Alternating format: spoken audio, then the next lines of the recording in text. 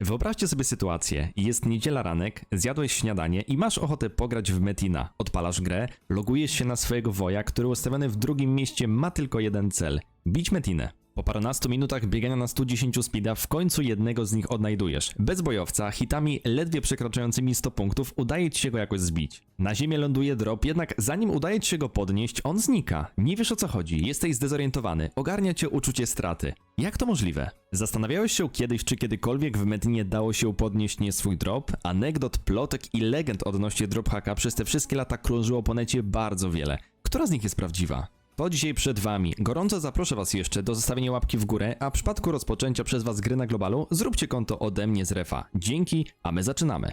Od razu uprzedzę, nie jest to poradnik, w którym znajdziesz instruktaż jak zdobyć drophacka do Metina. Każde nielegalne oprogramowanie, którego używasz, może skończyć się perbanem, a w skrajnych przypadkach wraz z pobraniem oprogramowania możesz ściągnąć na swojego PC jakiegoś syfnego wirusa.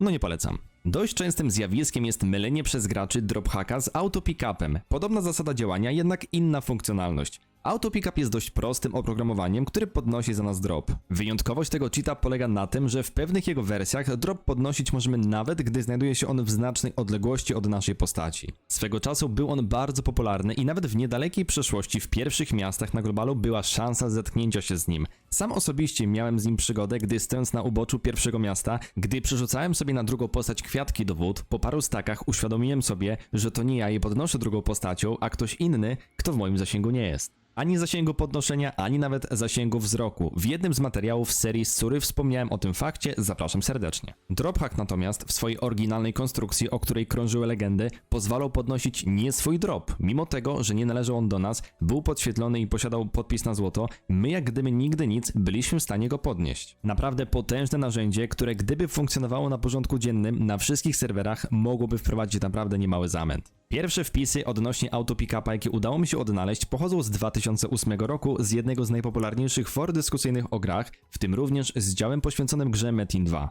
W tamtych czasach rynek cheatów dopiero raczkował i gracze korzystać mogli z szybszego chodzenia, podnoszenia przedmiotów czy przyspieszonego bicia. Natomiast w Polsce swój rozkwit miał precedens z Young Hackiem i rzekomym doładowywaniem Young przez stronę. Oczywiście obie te rzeczy były jedynie oszustwem, na które nabierało się bardzo wielu niedoświadczonych graczy. Odcinek ciekawostek poświęcony Young Hackowi znajdziecie w opisie. Przeglądając tematy nie tylko związane z drophackiem, ale również z multihackiem, bo w pewnym momencie twórcy dokładali go do pakietu, najwcześniejszy wpis jaki udało mi się odnaleźć pochodził z roku 2010 z początku i z opisu autora wynika, że posiadał on funkcję zarówno podnoszenia jak i kradzieży dropu. Temat cieszył się zarówno bardzo dużym zainteresowaniem jak i zaangażowaniem, porównując z tymi poprzednimi z tamtego okresu. Sam twórca był bardzo rzetelny w swoich ruchach, do tego stopnia, że przedstawił nawet kod źródłowy programu i możliwe jest, że był to właśnie początek pracy nad dopracowaniem systemu kradzieży dropu innych graczy.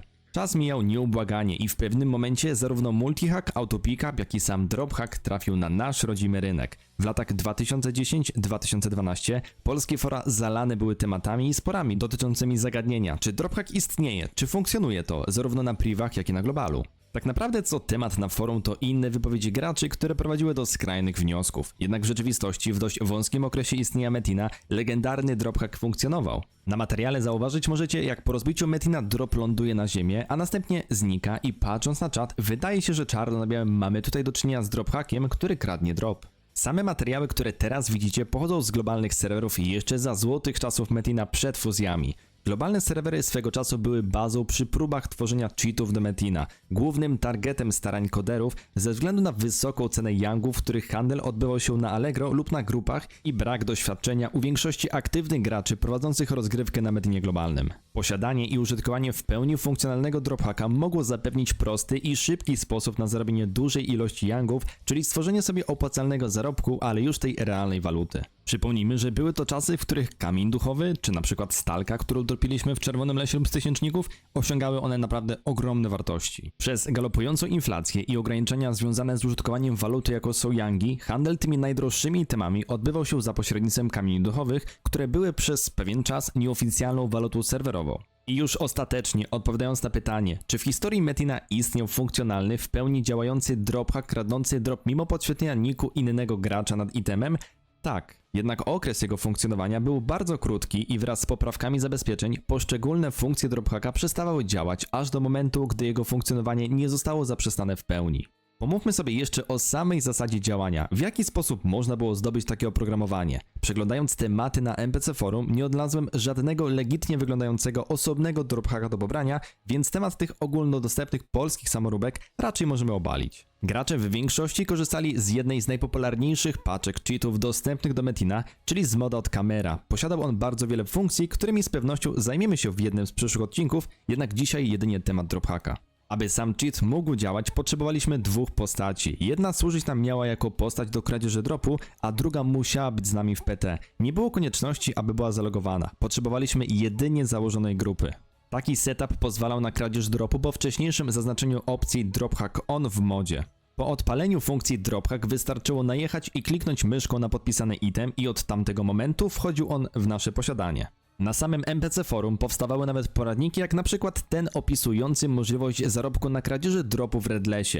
Do jakiego stopnia musiał w tamtym czasie dojść precedens kradzieży dropu i jaka frustracja musiała panować wśród tych najmocniejszych postaci na globalnych serwerach, gdy poświęcali oni swój czas na zarobek, mając świadomość, że każdy drop może zostać podniesiony przez kogoś na opcji Ghost. A wy, czy kiedykolwiek zetknęliście się w Metinie z drophackiem? Piszcie w komentarzach. Po zablokowaniu możliwości kradzieży dropu na globalu, Drophack swój prym wiódł jeszcze na prywatnych serwerach, gdzie mniej zaawansowane i zabezpieczone serwery stawiane na niedopracowanych plikach narażone były na te same zagrożenia, z którymi wcześniej już poradził sobie jeszcze w tamtych czasach Imir. Na NPC Forum, które w tamtych czasach było głównym miejscem dyskusji o cheatach, jeszcze przez długi czas pojawiały się tematy w poszukiwaniu drophacka na konkretne serwery, co wskazuje, że privy aktywne w tamtym interwale czasowym i chyba nawet każdy z nich musiał przechodzić nagły zalew graczy z drophackiem, co wymagało ich natychmiastowej interwencji, bo serwer z takim mechanizmem, który działa, nie byłby w stanie funkcjonować. A jak w dzisiejszych czasach wygląda użytkowanie drophacka? No nie zaskoczę was stwierdzeniem, że jego funkcjonalności już nie ma. Ona nie ma prawa bytu już nigdzie, zaczynając od globala, a kończąc nawet na tych najmniej dopracowanych prywatnych serwerach. Po latach szczytu popularności drophacka zdarzało się, że na forach pewni gracze pytali jeszcze o działające jego wersje na aktywnych serwerach,